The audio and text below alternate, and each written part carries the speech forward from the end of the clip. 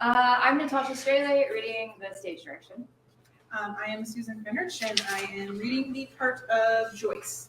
And I'm Michelle Cullum, and I will be reading the role of the mother Madeline.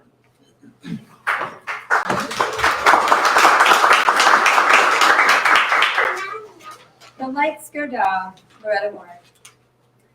The middle 1980s, an extravagant home in the suburbs outside of New York City. Act 1, Scene 1. The lights go down and the curtain slowly rises. When the lights are back up, we are at the lovely home of Joyce and Otis Withers. Joyce and her mother, Madeline Jones, are side by side on a handsome sofa having a conversation. Noonie called yesterday evening. The children are fine, and so is Ralph. He got another stripe. I think she said that he's a master sergeant now. I am so glad Noonie got herself together. I sure prayed hard enough for my child. You know, you went on and got a full scholarship to Radcliffe. Couldn't get much higher than going pretty much to the top private prestigious women's college in the country. And you really achieved. Shaking her head, smiling. Lord, child, when you first left home and went up there to Cambridge, Massachusetts, I thought I would lose my mind. I missed you so.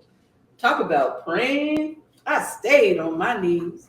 And I used to sit sometimes on the stoop and would look up in the sky, hoping that you might send a sign to let me and your father know that you were okay. Yes, Joyce, you did well. You graduated with honors. Oh, you don't know how proud your father and me and your sister Noonie were. You went on and got that job at the United Nations right after you graduated, and then the Lord blessed you when you met and married a successful attorney like Otis. And then the Lord blessed you and Otis with little Otis and Jonathan, the two cutest little grandsons any grandmother would want. Not even talking about all the other things the Lord blessed you with. Look at all y'all have. You live in this huge house, and it's like a mansion, and you're out here in the suburbs with 3 luxury cars. You go to fancy places. Y'all even have squirrels around here. You know what I noticed? We don't have squirrels. Where I live, ain't no squirrels. We have rats. Big old, huge, scary rats. In poor neighborhoods, that's what you get. Y'all even got deer wandering around.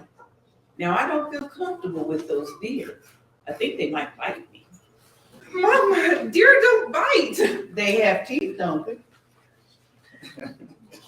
Back to what you were saying about all the things my family has, Mama. They're just things, material things, stuff. But they don't really matter. Middle class life is so boring. There are things I miss about the old neighborhood, the way it was when Noonie and I were growing up. Not the way things are now with crime, drugs, and all of that. You know something? I even miss Temple Baptist Church. At that church, I used to feel that life was unshakable and real. Otis and the boys and I go to a cathedral at St. Mark Episcopal. There's no movement inside of it, just quiet, as if it's listening to itself. The Holy Spirit was in Temple Baptist. Basically, I miss the softness I used to feel curl around my life as a child there.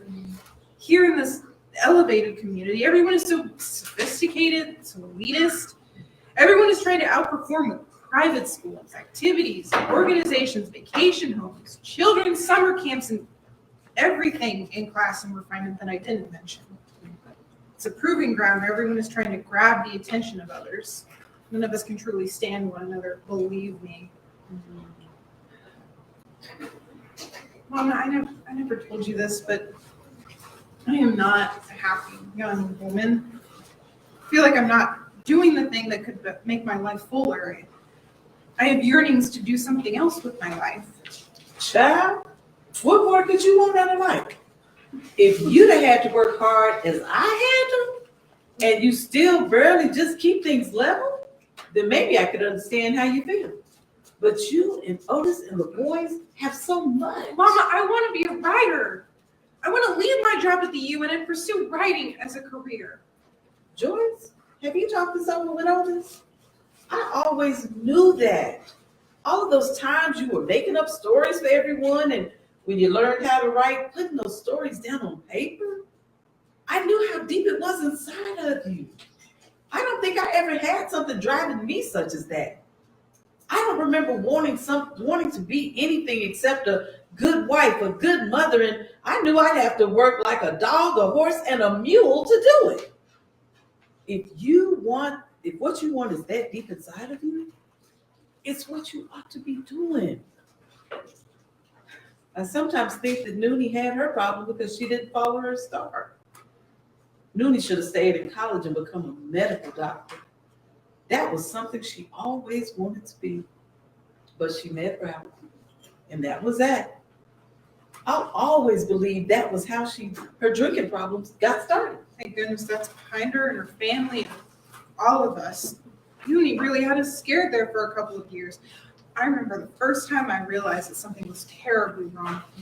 It was the time that she let Ralph out. She left Ralph out there in the basin, Arizona. She and the two girls rode all the way from Phoenix by bus. And by the time they got there, Noonie told me that she had to be pulled out of her seat because she had sat so long. But Noonie was high as a flying kite. I know that because she came to visit me. She put the girls to bed and stayed up all night long watching television and drinking beer. She went through 2 6-packs Otis had gone out and bought at her request. Then when your father passed, the problem got worse. That threw her back into it. 5 years ago, that was. I think we all knew then just how bad it was. We knew that Noonie couldn't beat it on her own. And I think that Ralph was beginning to want to give up on her, much as he loved her and those girls. He's a patient man, all right. At that point, Noonie realized she needed help also. That was 5 years ago.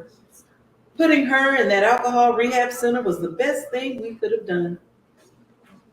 And as far as I know, she's been sober since. And that's been 5 years now.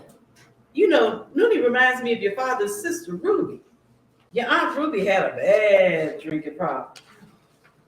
And Ruby was a stone alcoholic. I think she also had a serious problem with color.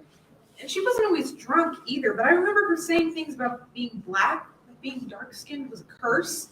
Until I got older and smarter, I thought she spoke for our family. I was afraid that if I married a dark-skinned man, the family would alienate me. I think she influenced Noonie. Remember when we were teenagers and Noonie used bleaching cream on her face one night? In the middle of the night, she got up to use the bathroom and happened to look in the mirror. And what she saw scared the bejeebies out of her. She was screaming at the top of her lungs. All of us came running, and sure enough, she looked like a monster. Her face was so swollen. My child didn't look human, did she? That child's face was so big and swole up that she looked like a sumo wrestler or Quasimodo. Ain't that man's name that they used to say was so ugly? Yeah, that was a lot for Noonie to overcome. But we all have to face some hard bumps traveling down the road of life. God has answered my prayers for so many things with my family. We all carry some personal baggage on that trip through life. I know I have. You know, we were talking about your Aunt Ruby and her light skin problem.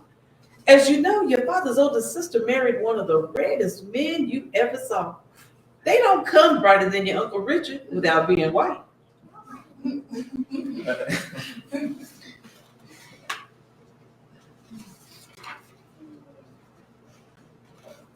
Aunt Ruby loved herself some Uncle Richard. Knowing something, when I was little, I used to think of those two as the most romantic couple I ever saw. They would travel all over the country. To me, they were so glamorous, worldly, so deeply in love, and they were always going places, doing things. They would whip in here from Detroit and whip out of here like they were on a magic carpet. I used to wish that I could be them. No, baby. You wouldn't want to be your Aunt Ruby. Not for anything in the world. Your Aunt Ruby didn't have it so good.